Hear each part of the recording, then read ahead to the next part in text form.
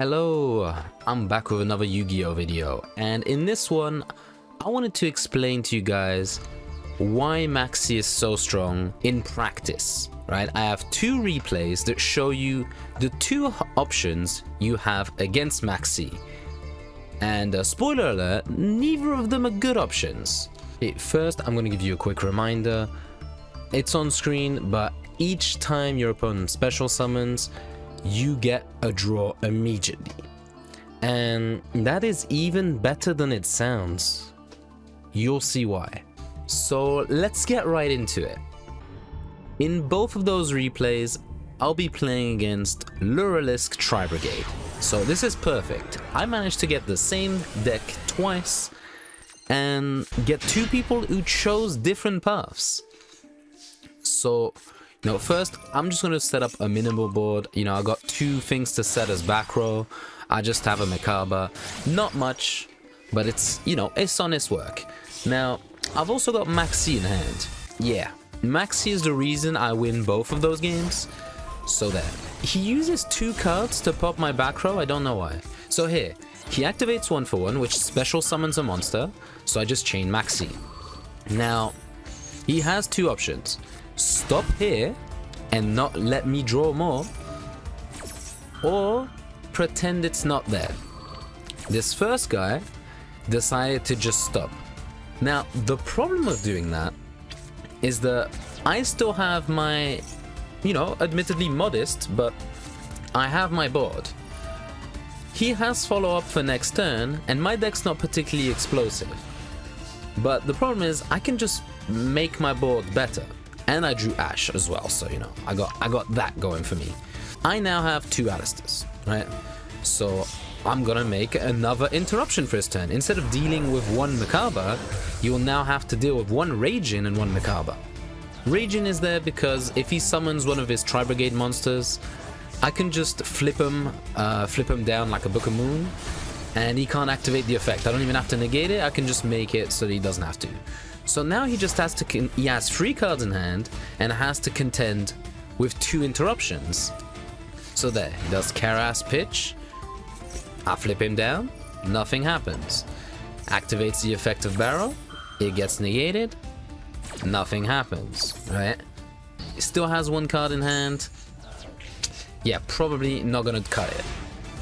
And there, I've already won pretty much.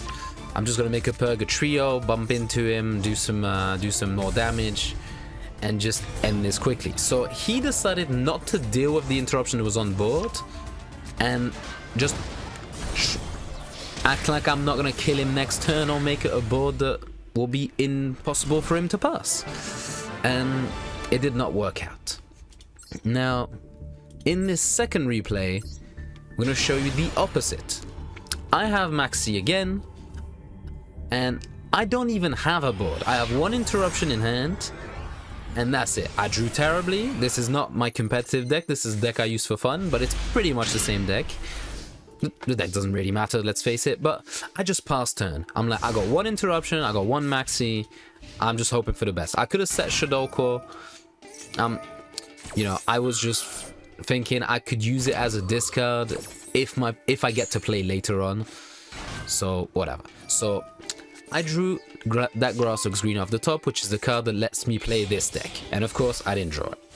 Now, he's just going to keep playing as if it's not there. I draw a second one, so I still don't draw another interruption. I have 1 interruption, I don't have 2. I probably should have negated this one, but I'm going to negate the second one. Now, he's already attached the... what's his name? He's already attached the Tri-Brigade monster to it, Nerval, there we go. So this does nothing, pretty much, because he's just gonna use his Tri-Brigade powers to get a follow-up, and he's gonna keep playing through this. And I have not drawn an interruption. But he is summoning way more than he needs to, right? He just banished 1 card that had 0 defense. I don't know. Now, I'm waiting for Nibiru here. Then my 1 Nibiru, it's a 60 card deck, right? So, very unlikely, but I was like, if I draw Nibiru, I'll be fine. which is the danger of playing as if Maxx was not there. Now, I'm not gonna draw Nibiru, but in a shocking turn of events, and another Maxi, of course, he summons Appaloosa, which is terrible for me, because now even if I do draw Nib, I'm not gonna have an answer. But look at my draw. I get Lightning Storm, where I can destroy all attack position monsters, and he didn't kill me.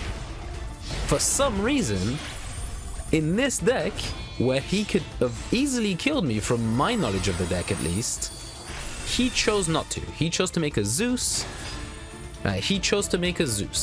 Which, this is free interruptions. This clears the whole board. Thing is, I got 1,000,000 cards in hand. So, little piece of advice: if you do Zeus, always put him in defense, because one card out of all of these is Lightning Storm. I just do Lightning Storm, and he just scoops. He just says, nah, okay, I've lost. The point is, limit your special summons, right? You don't have to stop playing, even though that's a reasonable thing to do. But pretending Maxi is not there, usually, unless you know you can kill, is a terrible idea. And that's why Maxi is the best card in the game, right? There's a reason it's so controversial. This one card just warps the format, because whatever you do against it, it's probably not gonna end well for you. So I hope you enjoyed this small demonstration of the powers of Maxi, instead of, you know, just a regular old discussion like I've seen on many channels. And stay tuned for more Yu-Gi-Oh content. Also do some Tekken content for my Tekken viewers. It's coming back. I just really don't have anything good for you in store. I'm sorry. There will be more coming. So if you got any suggestions for videos, like all I've got right now for Yu-Gi-Oh is another deck profile for a much more fun deck. Yeah, whatever. Take care, guys. I don't know how to end videos. Bye-bye.